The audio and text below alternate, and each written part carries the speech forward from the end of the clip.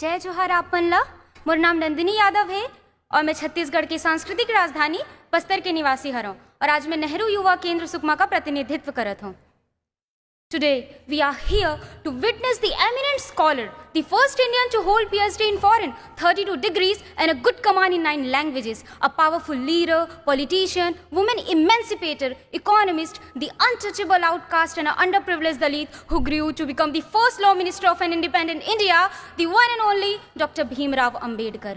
अरे पर्वत, तू कल तक जिसकी लाचारी पर हंसता था, तेरी चोटी पर बैठा है वही बैसाखियां लेकर. The son of an army officer who lost his mother in his early age, was born in a Maho village of Madhya Pradesh. His early lifestyle seems like a nightmare where he suffered with the problems of no food, no water in school and called untouchable. But still, his belief in liberty, equality and fraternity led him to become the father of a great Indian constitution. For him, education materialized as the only leading path to the foundation of a free mind. Even in Columbia University, he recognized as a statue of knowledge.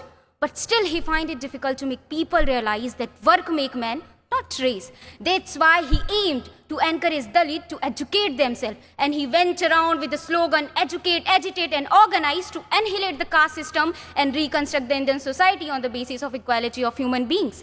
Indeed, he succeeded in 1931 by securing a separate electorates for Harijan and also won the assembly support for the reservations.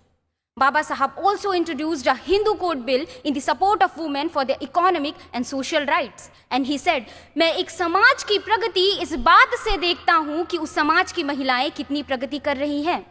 Baba Saheb was a great believer of Narayana. Some people may think that religion is not essential to the society, but he considered that the foundation of a religion is very essential to the society. Baba Saheb preferred Buddhism because it gives 3 principles, Prajna, Karuna and Samta. Baba Sahab was a great Indian economist. Because of his thesis, The Problem of Rupee, that today we have RBI. Baba Sahab also insisted in water irrigation policies and he also reduced the working hour of labor. Even a noble literate Amartya Sen also said that Baba Sahab is a father of my economics.